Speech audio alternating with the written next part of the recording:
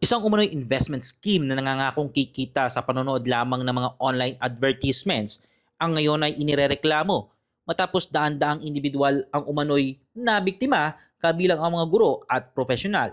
Noong ikasampu ng Disyembre, lumapit sa iNews Pasig ang isang guro na itago na lamang natin sa pangalang Carlo. Kami po ay isa sa mga nabiktima ng AdSense International.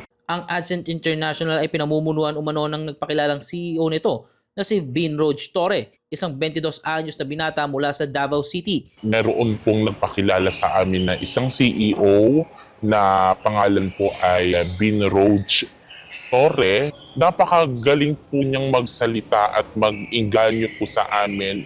Halos lahat po ng mga members po namin, dito lang po yun sa Pasig, humigit kumulang po na 250,000 na po ang aming ipinapasok po sa kanya, sa mga members ko po at sa mga downline po namin.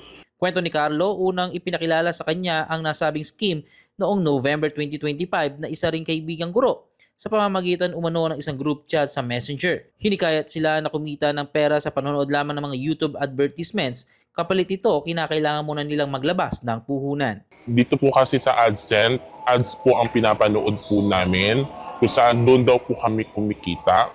Sa mga unang payout ayon sa mga biktima, bumabalik umano ang kanilang pera na may tubo. Kami ho ay nagkaroon ng interest dahil po sa napakalaki po ang tubo ng pagpasok namin ng pera.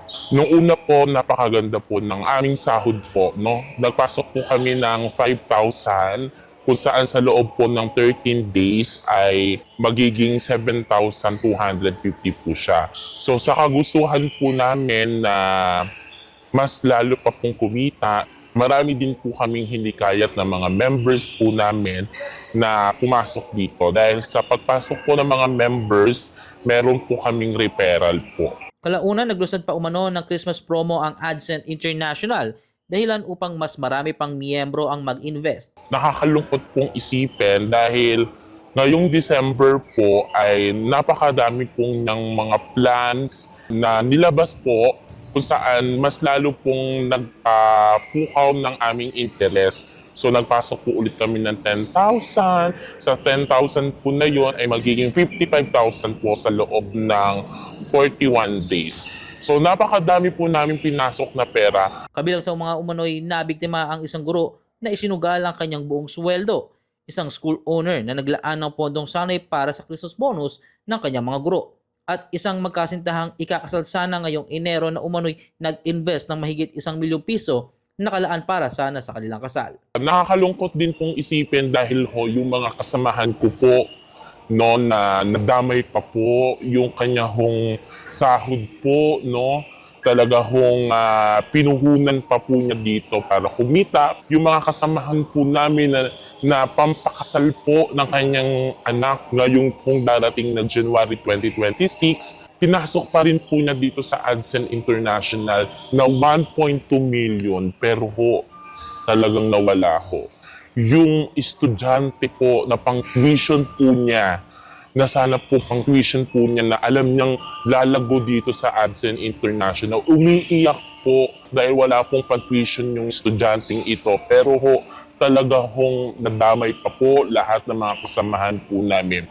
Nang dumating ang takdang araw ng payout, bigla na lamang umanong hindi na nagparamdam ang nasabing CEO ng personal na puntahan ng mga biktima at ng aming grupo ang nakarehistrong opisina sa Rada Street na pag-alamang wala na roon ang naturang tanggapan. Hindi na rin umano sumasagot sa mga tawag at mensahe ang pamunuan ng AdSense International. Nananawagan po kami at humingi na rin po kami ng tulong sa lahat po ng mga media outlet, lalo na po dito sa iNews Pasig. Kasi ho, talaga hong hindi na po nagparamdam sa amin. Bigla na lang pong nag-down system, yung dashboard po namin kung saan doon po namin napapanood yung mga ads. Yung aming CEO biglang wala na pong paramdam. Nakakalungkot isipin dahil hindi lang po kami ang nabiktima, kundi po lahat po ng mga OFW ho sa Hong Kong, maging ho yung sa Baguio, lahat ho around Philippines, no?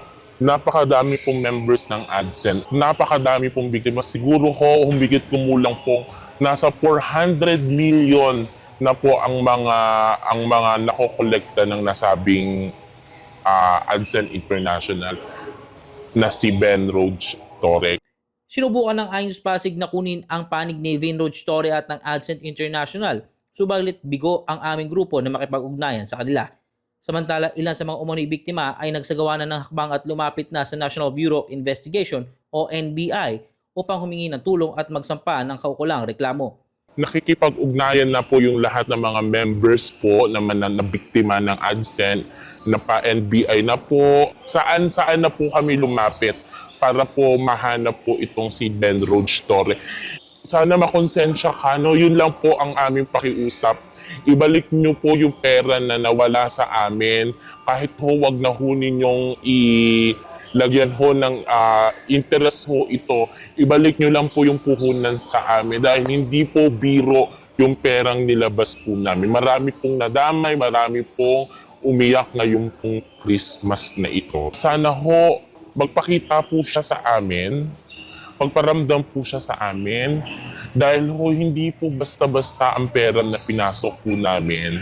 Yung pera hong pinasok namin ay pinaghirapan po namin. Dugot, pawis po ang aming pinuhunan dito para maipasok lang po namin yung pera na alam po namin, kikita ho kami. Pero ano hong kapalit? Ang kapalit ho, panloloko ho. Pakiusap ko po sa tulong po ng iNews Pasig. Siguro ho, hindi lang ho kami ang biktima dito. Baka ho, sa pamamagitan ng video na ito, mas marami pa po na natamaan or naanuhan po nitong AdSense International. Patuloy ang paalala ng mga otoridad sa publiko na mag-ingat sa mga investment scheme na nangangako ng mas mabilis at garantisadong kita. Ako si Monching para sa latest ng iNews Pasig, balitang totoo, serbisyong tunay.